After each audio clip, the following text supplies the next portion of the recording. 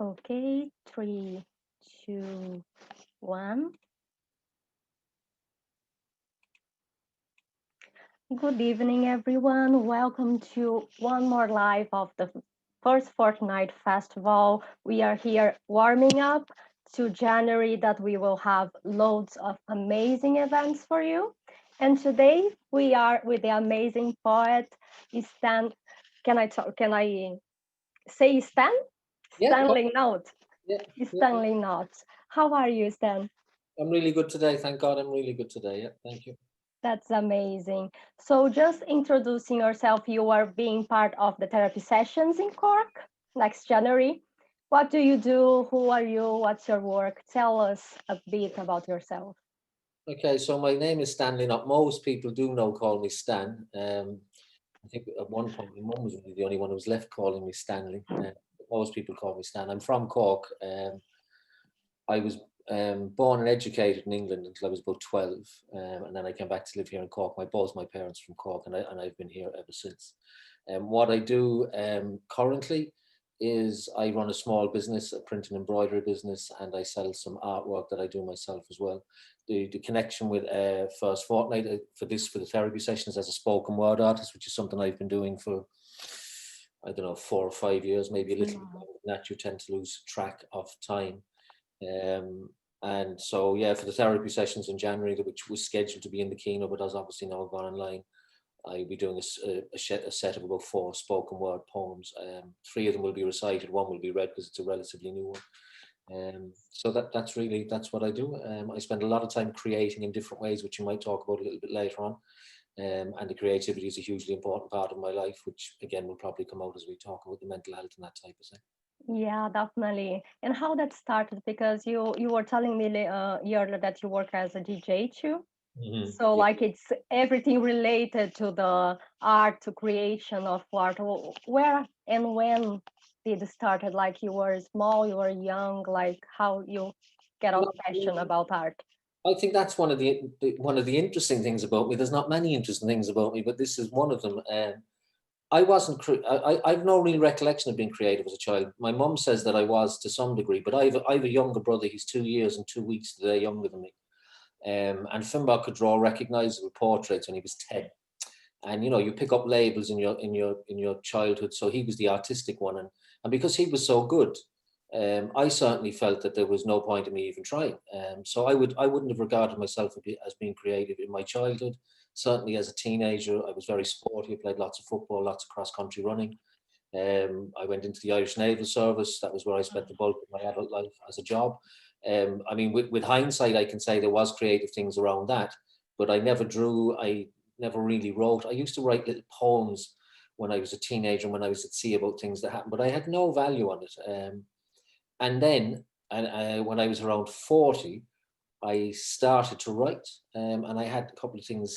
I used to get this kind of recurring dream of an image of a guy on top, walking on a cliff in the pouring rain.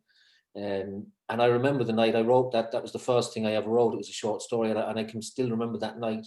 I was in my bedroom in a house I used to be before here, and just thinking I'm going to write this guy down.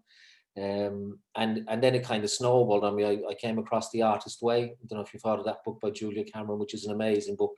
I'm a disciple. I still practice her. I practice her practices to this day, and that kind of opened up the creativity. And as it turns out, I'm hugely creative. Uh, so I started writing short stories, and then I wrote a novel, and I started writing poetry, and then I started writing a certain style of poetry, which we'll definitely talk about later on. And then that poetry has led on to artwork and design that goes with the poetry. I'm working on a kids project for any number of years now. So, I mean, it turns out I'm hugely creative, and in some ways, I think it was suppressed for many years, and predominantly because my brother was so talented, and just thought, what's the point? As it turns Yeah, out, I mean, my brother's one of the most famous street artists in the world, and I'm not exaggerating when I say that. it's He's amazing. regarded as one of the top 10 street artists in the world, and has been for the last 4 or 5 years.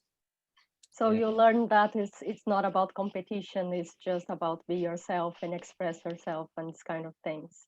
yeah, and actually we've become closer since I became creative, because we talk an awful lot about creativity now. I mean, I can't do what he does, I'm sure if he tried, he could, have a good whack at doing what I do. But we both have a huge interest in creative processes. And, for me, I kind of believe now, even though I don't sculpt and I don't paint, and there's lots of other creative things I don't do, but they all have the same foundations in it. You know what I mean? And the thought process are relatively relatively similar. So the idea of an idea appearing and how you tease that idea into something, and the frustrations that come with trying to get it to where you want it to be, even though you don't really know where you want it to be. They run through, for me, almost every creative process. So if you talk to an artist, a sculptor, an architect, they'll all talk about those same processes being in place, and the patience of trying to stay with it when really all you want to do is bang your head off the wall and give up. That's amazing. And I am from Brazil, so I don't have this culture in my country, but I see here there is a strong spoken word movement in Ireland, that we have Philip Speaks, M.T. Carey, and our own Stephen James Smith. Like, do you think that's something like quite intrinsic to your culture, or that is a natural gift that Irish people have? How do you see the scene that is in Ireland about poetry? Well, I think the poetry scene and the spoken word scene, while they do overlap, also have kind of distinct identities, in my view. I'm more drawn to the spoken word thing than the poetry. I can listen to poets reading it and absolutely love it, but for me, there's something much more energetic about the spoken word. I think the spoken word scene in Ireland, I've been involved in it now. I can still remember the first time I saw a spoken word artist, actually. It was a girl called Julie Goo, and it had nothing to do with a spoken word event. It was at a fundraising, and she blew my mind. And then when I began writing poetry and I started attending the Ovale here in Cork and then up in Limerick, up in Stanzas, it was pretty much poetry. And then we had the Ovale had a Winter Warmer Festival in, it must have been 2015, and Sarah Clancy and John Cummins both performed it, and I was just blown away. And then I started to, kind of look and see what else was going on spoken word wise. And I used to go up and down to Dublin 3 or 4 times a year to Slam Sunday, who had a great relationship with First Fortnight for a very long time when Aidan Murphy was there. I think that writing and expressing yourselves is a huge part of the Irish culture and DNA. I think if you trace back the history of poetry and writing and lots of other creative pursuits, it's been here. And we have, I mean, look, we're a very small country, and if you look at the amount of people that we've offered to the world that have reached the very peak of their creative practices, it's quite incredible. We're definitely punching above our weights. Like creativity, we're a little bit like Belgium in football at the moment. You just can't believe we're competing at that level. So I think it's part of our DNA. What's been really interesting for me, actually, in the last number of years, with the spoken word scene particularly, is watching people who have either arrived in Ireland with parents from other countries and been born here, or who have arrived here as kids or teenagers, and how they've integrated into the spoken word scene. I mean, Slam Sunday's kind of, I'm not sure what's happened with Slam Sunday now, because it lost its venue when it was with the Irish Film Centre. But I remember the last couple of times I went up there, I've been absolutely blown away by the variety of people that were turning up, not just to listen, but to actually perform. And those different voices and those different accents and the different stresses you get on different words, because people have a different way in their brain of looking at that or sounding that because of where their background is from. And so, people like Philly Speaks and I can't think of his first name, Diego Hart, and there's a whole load more of them. Denise, I can never pronounce her surname. Carly, I think, is her surname. She's from Clare direction. She's been on Other Voices, and and then that's mixed in. And you've mentioned Stephen James Smith, who's obviously has been one of the most successful spoken word guys, and he's done amazing things in my view. To actually go on tour as a spoken word artist in Ireland and was amazing. And then he had a European tour booked that's been cancelled, unfortunately, due to COVID. But to see that happen is amazing. And then there's other people like Colin Keegan is still around, and Sarah Clancy's still around. Then you've a whole new generation coming through. Alana Daly Mulligan from Waterford. There's interesting stuff going on in Waterford now. There's stuff actually happening in Kerry. I was down at a festival there a couple of years ago, and they had a spoken word thing. So yeah, it's amazing to look at, and it's amazing to see how it's changed. And it's interesting. The reason I wanted to say that about, if I can use the term, other nationalities. Yeah, sure. So yours. how they are almost infected by it. Do you know what I mean? That they're here in Ireland, they're seeing it going on, Exactly. and it brings that out in them as well. And that's been for me, has been a joy to watch, like a joy to watch. Yeah. It's quite emotional. That's why we like it. It's almost see a theater coming live in just for one person. I think it's amazing, and I'm not from here, so No, it's I'd really agree great. with that. And the other thing about the spoken word scene for me is that there's an unbelievable level of honesty that comes into it as well. So I remember being at a Slam Sunday event, and I met this girl last year at the All Ireland Poetry Slam final, and her name won't come to me now. She was only a kid when I saw her the first time. She was 16. Wow. And the first line of the first poem she did the night I was there was, "I was 6 when I first tasted the word suicide on my lips." Wow. And I was just going, that's just unbelievable. There's not many environments that enables people to be courageous enough to do that, you know? Yeah, definitely. And talking about that and this subject, like what's inspire you to be part of the therapy sessions, and how did you get involved with advocating for mental health? So there's really, well, I think this is a really good story, right? Yes. Anybody who's read Julia Cameron or done the Artist Way course, she talks a lot about synchronicities, and my involvement in First Fortnight was very synchronicitous, if that's even a word. So it happened the week David Bowie died. Okay. David Bowie died on a Monday, and I was the MC at Ovale on the Monday night. And there can't be many people in the world who have a poem written using David Bowie song titles, and I'm one of them. So I read the poem on the Monday night. And it was only when Bowie died that I realised actually how much of a fan I was. I'd always been into him for years, but when he died, I was actually very emotional about it. And then on the Friday night of that week, so there was something about mental health in my head anyway that week. Probably because of the emotion attached to Bowie dying. And on the Friday night, my wife was, she was in a play, and I can't think of the name of the play now. It was written by a local girl that I know, Michelle. And I went predominantly to support my wife, but I'd seen a number of things that they'd done before. I knew Michelle, I knew she'd written it, and I knew it was about a mental health scenario because my wife had obviously told me about it. So it was an autobiographical piece that Michelle had written about hearing voices, and I had it as a teenager, young adult, college time, that kind of thing. So I went to see that, and it turned out it was a First Fortnight event. I'd never heard of First Fortnight, and I walked in, and Claire and a couple of other people were there in their t-shirts and handing out flyers and that, and I just said hello to them, and the play went ahead, and the play is an extremely powerful piece of work. And they did a question and answer session afterwards. And for if there's anybody out there listening who knows me, they'll know that, you know, question and answer sessions are something I really enjoy. So I had a couple of questions to ask and a bit of interaction. And when I was leaving, I spoke to Claire just before I left, and you know, I said to her, "What's the story with this First Fortnight? What's the thing?" And she said that was the very first Fortnight event ever run in Cork. And it was the only one they ran that year, and that they were hoping to expand the program over the coming years in Cork. I didn't know Claire was based in Cork at the time, and I just said to her on the night, "Well, look, you know, take my number, and you know, I'd be really interested in being involved if I could." And so, for the next couple of years, I volunteered and helped with, you know, flyering and attended events here in Cork because they did expand. And then one of the years I helped source venues and acts. So Alana Daly Mulligan, who I mentioned earlier, was one that I booked for one of the therapy sessions. I was in the Crane Lane. And I booked Fergus Costello for that. And so I would have met Stephen then through that. And obviously, you know, we had a connection with the writing, and I met him then at a Body and Soul festival, and we clicked. And so I've done a little bit of work, not this year, but the last number of years with Stephen about the events and venues and who he's bringing in and that type of thing. So it really all started from that one play that happened to be on the Friday night that I went to, and it's you know, around that story there's other things going on, because with that Bowie poem, then I rewrote the poem after seeing that play, and I wrote it as a mental health piece, and I ended up doing a video to it. And I took an idea from the play. What they had this what I thought was really clever thing about when she was hearing voices in her head. She had two let's call them tricks. One was that there was somebody tied to her, and that voice was speaking to her. And then the other one was that they had a mirror, but there was no mirror in it. So she'd stand in front of the mirror and somebody else would appear behind it. And that was the character in her head, that when she was looking at the mirror, she was seeing something else.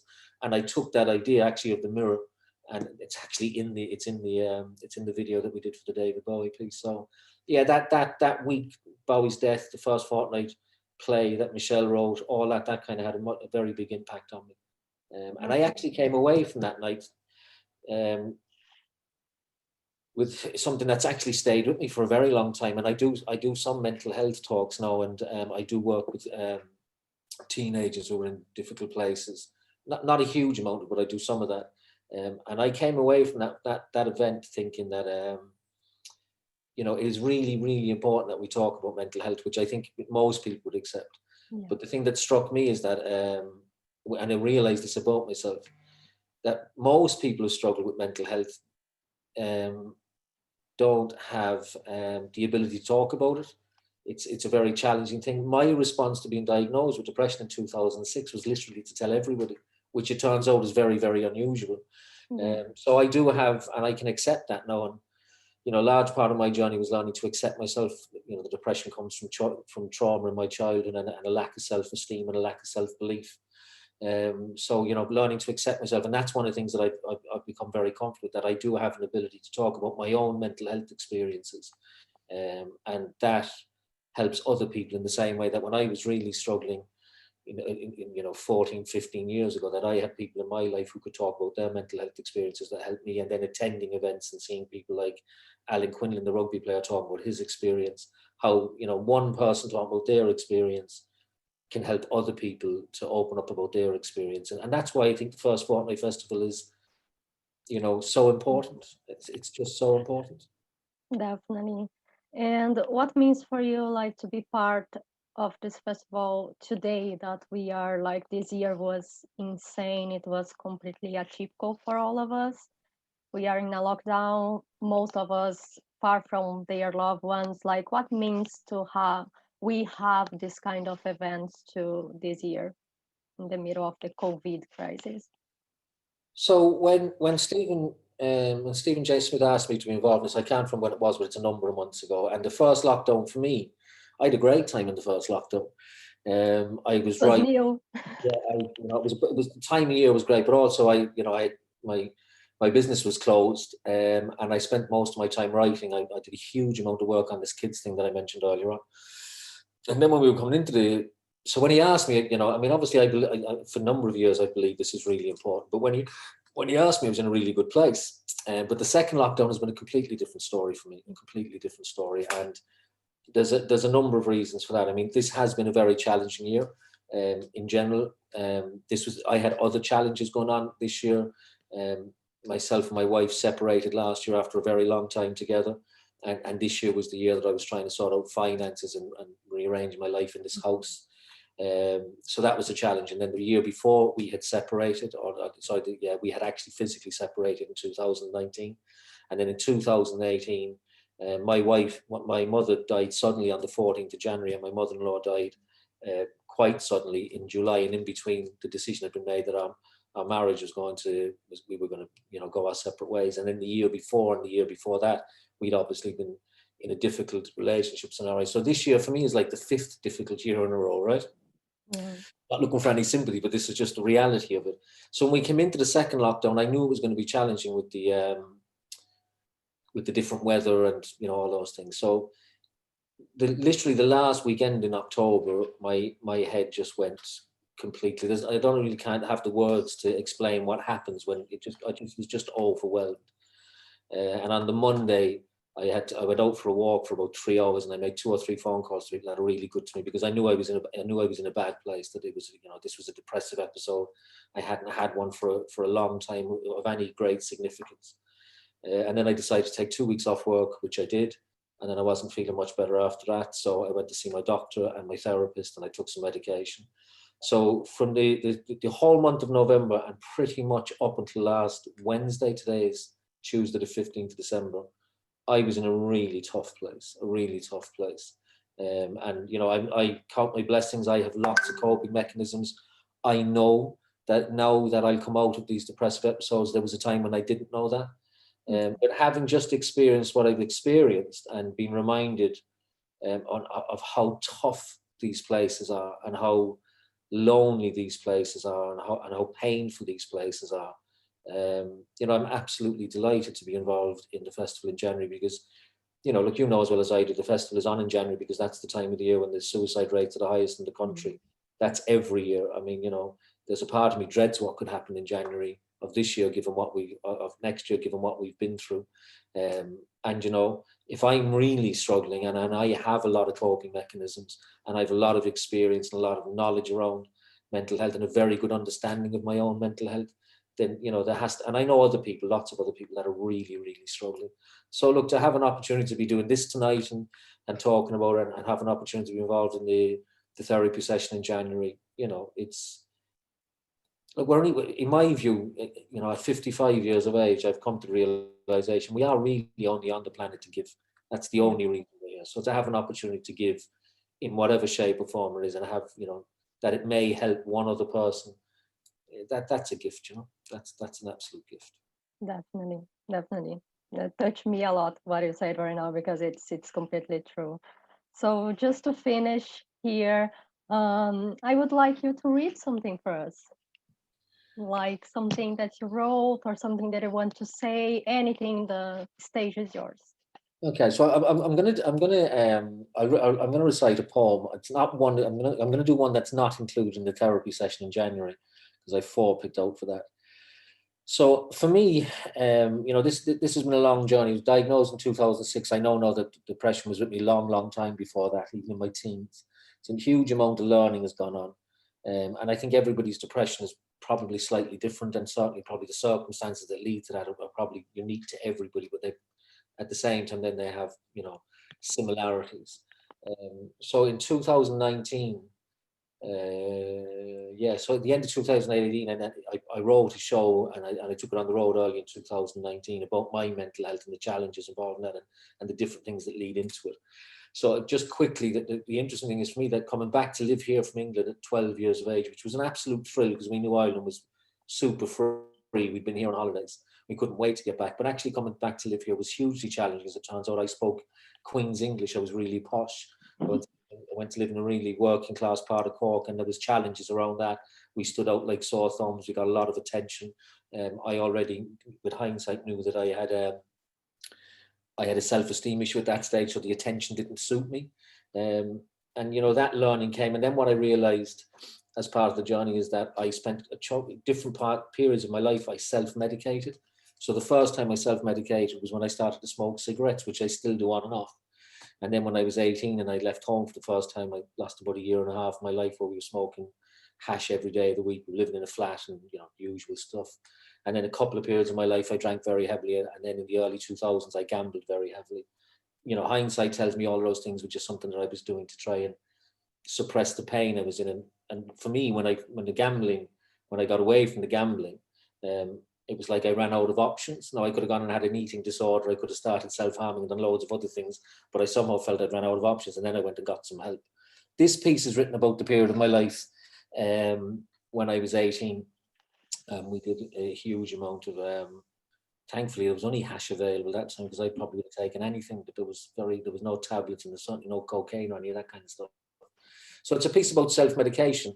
I write poetry almost exclusively, although not completely exclusively, but I predominantly write poetry using song titles. So I pick an artist and I stitch a whole series of their song titles together to make something that makes sense, at least to me. This one was written using the song titles of Pink Floyd.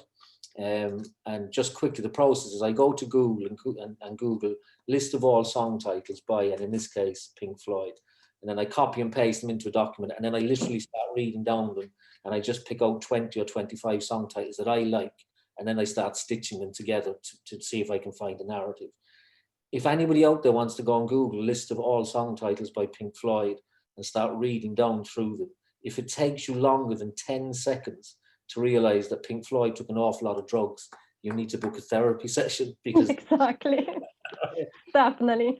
Yeah, and then amazingly, because they're all the song titles are listed alphabetically, so I very quickly was thinking, oh, this could be a poem about drugs, and then I got down to the S's, and there's a song title called Stoned Alone, and I just thought, oh my God, that's just too good to be true. So this is called Stoned Alone, and it can be heard or read as a piece that's kind of celebrating drugs. It's not intended that way. It really is a piece about self-medicating, and you know, it doesn't touch on it, but the reason we self-medicate is because we're unhappy. I saw a John Lennon documentary recently. He's a huge inspiration for me. And a guy was talking about his 18 months, his long weekend, as he called it, when he was separated from Yoko Ono. And he said, you know, nobody drinks and drugs 7 nights a week if they're happy. And I thought that was really, really accurate. So just before I read it, I'm now drug-free. I don't drink anymore. I don't gamble anymore. All that stuff is gone, thank God. But look, this is called Stoned Alone anyway. Stoned Alone after Pink Floyd. Daybreak. Celestial voices speak to me of 3 wishes in any colour that you like. An old woman with a casket of baby blue apples and oranges, 4 flaming flamingos learning to fly the Milky Way, green onions in the white of the eye of the vegetable man. Kettle on. Let's roll another one. Morning. Surfacing like young lust on a sweet July day sunshine, while waiting for the worms remembers a day things left unsaid. Wish you were here. I really love you. Drifted away on a pillow of winds flashing the colour of infinity. Kettle on. Let's roll another one. Work, calling, hey you Sisyphus, one of my turns. Mother, power failure, brain damage. Be nice if I stay home again. 4 seconds of silence. You're impossible. Ha ha ha. Kettle on. Let's roll another one. Afternoon, loop, message from the radio guy, the gold, it's in the gnome, the gold, it's in the gnome, the gold, it's in the gnome, it's in the gnome, the gold, the gnome, the gold, the gnome, it's in the gnome, it's in the gnome, breathe. Breathe. Kettle on. Let's roll another one. Tea time. Beset by creatures of the deep, the tide is turning.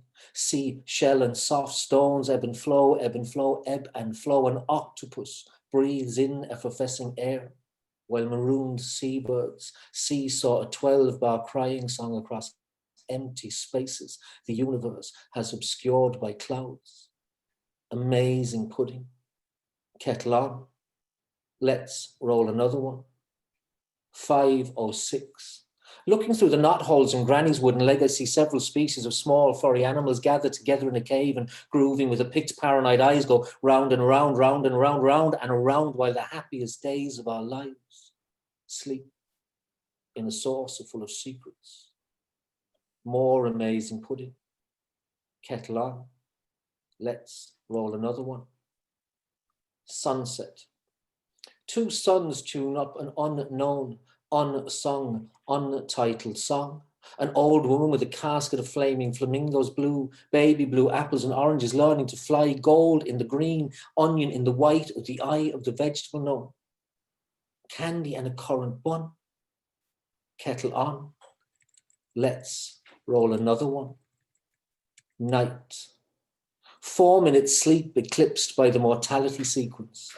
Confusion and corrosion, raving and drooling, paranoid eyes go round and around, round and around, round and around, round and around, round and around. There's no way out of here, there's no way out of here. Breathe. Breathe. Breathe. Kettle on. Let's roll another one. 5:01 a.m. Sleeping. Comfortably numb. I give birth to a smile. Daybreak. Rise and shine sunny side up. Across the baby blue universe, morning glory ebbs and flows, ebbs and flows, ebbs and flows. A great day for freedom. Behold the temple of light. Kettle on. Let's roll another one. And that's it. Amazing. That was incredible. Thank you so much for being here with us. Thank you so much for sharing there. I think your story is brilliant. And as we are live, we are not seeing anyone, but I invite everyone to go to the firstfortnight.ie site, book your place to the therapy sessions in Cork. Now you don't need to be in Cork, so wherever you are, just book the session there. and follow us in the social medias. Stan, do you want to give us your website or where your work is? Look, you get me on stanleynotte.com. So the Notte is Notte, but it's pronounced not. So I mean, look, it's a very unusual name. If you get anywhere close to the spelling, you'll find me. It's really interesting that because I've just realised that you don't have to be in Cork for the therapy session this week, this year or next year, which is great.